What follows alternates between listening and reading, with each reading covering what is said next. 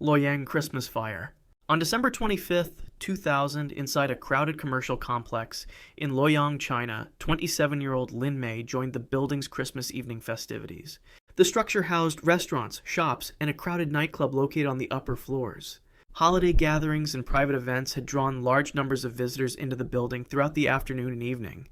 Renovation work on the lower levels involved welding near combustible materials in narrow, poorly lit corridors with limited ventilation and partially inactive smoke detection systems. At 8 p.m., on one of the lower floors, sparks ignited flammable decorations and construction materials, flames catching with sudden speed. The fire spread quickly through wall panels and ventilation shafts, producing dense smoke that moved upward through the building. Patrons in the nightclub initially noticed the smell of smoke, but were unaware of the escalating danger due to the enclosed layout. As flames reached higher levels, power circuits failed, plunging several rooms into darkness. Crowds attempted to reach exits, but many hallways became blocked by smoke and heat. Then the flames caught the edge of Lin Mei's clothing. Fabric ignited instantly, climbing upward as she tried to brush the fire away. Only helping it spread faster, the rising panic carved across her face. Further victims collapsed, asphyxiated by the smoke long before the fire reached them. Smoke is deadlier than flames. When materials burn in an enclosed space, they release carbon monoxide, a gas that replaces oxygen in the bloodstream and causes rapid unconsciousness. Finally, firefighters arrived and began searching the structure, encountering intense temperatures and collapsed interior sections. The scale of the blaze required reinforcements, with teams working for hours to bring the fire under control. When the building was finally cleared, authorities confirmed 309 deaths, including Lin Mei, making it one of the deadliest structural fires in modern Chinese history.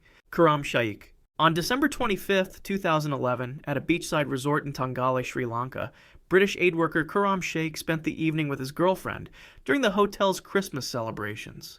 The Christmas holiday gathering drew tourists, staff, and local guests to the resort's open-air bar area. A tense atmosphere began forming near the bar as several intoxicated individuals argued with nearby hotel patrons. Security presence was limited, and staff attempted to calm the situation while maintaining normal operations. Then the confrontation escalated near the bar when a group of local men began harassing guests. Verbal disputes spread quickly into physical altercations involving chairs and bottles. Shaikh stepped forward in an attempt to distance his partner from the disturbance. The group turned toward him as the confrontation escalated, closing the distance in a matter of seconds. One man struck Shaikh in the face, sending him backward toward the edge of the bar counter. A second assailant grabbed him by the shirt and pulled him off balance, while others delivered punches to his head, ribs, and upper torso. He stumbled to the floor, where several attackers continued kicking him along the side of his body and back. Nearby guests retreated deeper into the resort while staff rushed to call police. The assault lasted several minutes before the group moved away and disappeared into the crowd. Emergency responders arrived shortly afterward and found Shaikh lying critically injured on the bar's tile floor. He was pronounced dead shortly afterward due to extensive trauma from the assault.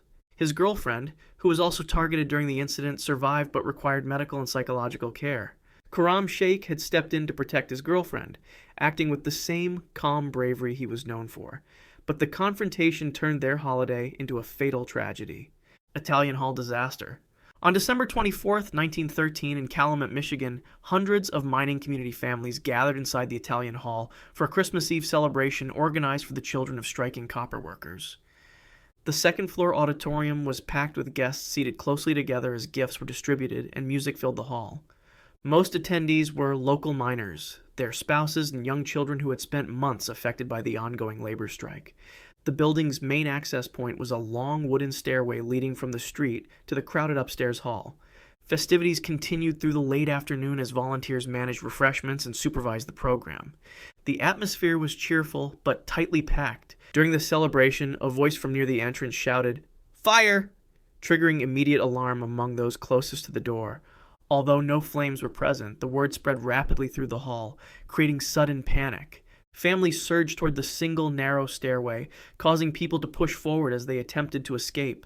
The downward flow compressed children and adults together on the steps, where several individuals lost footing and fell.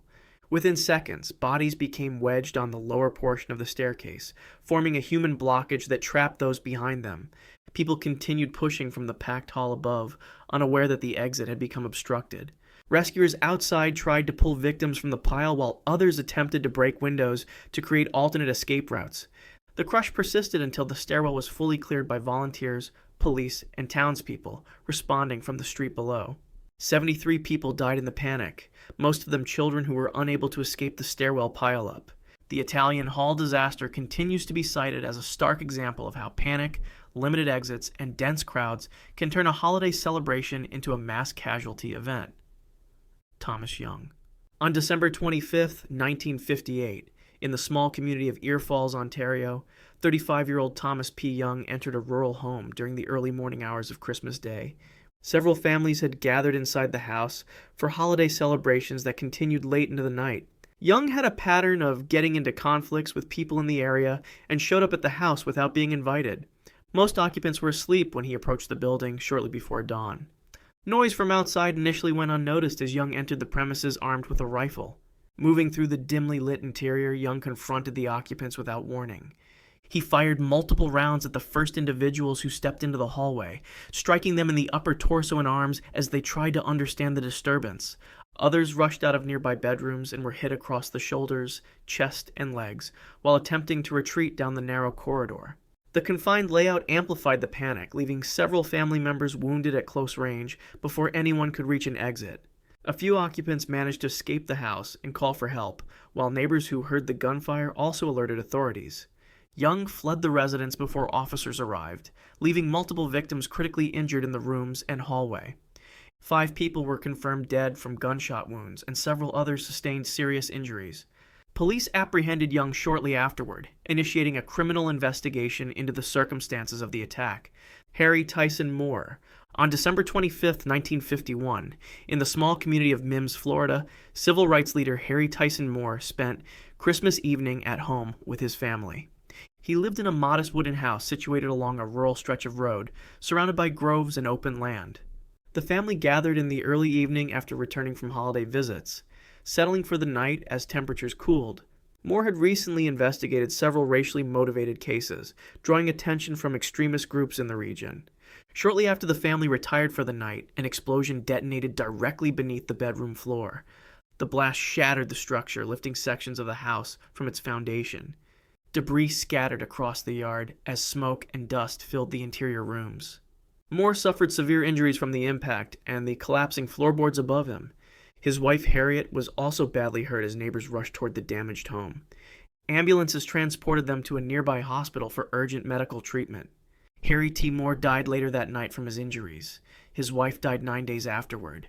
Investigators identified the explosion as a deliberate bombing linked to white supremacist activity, with the Ku Klux Klan widely suspected.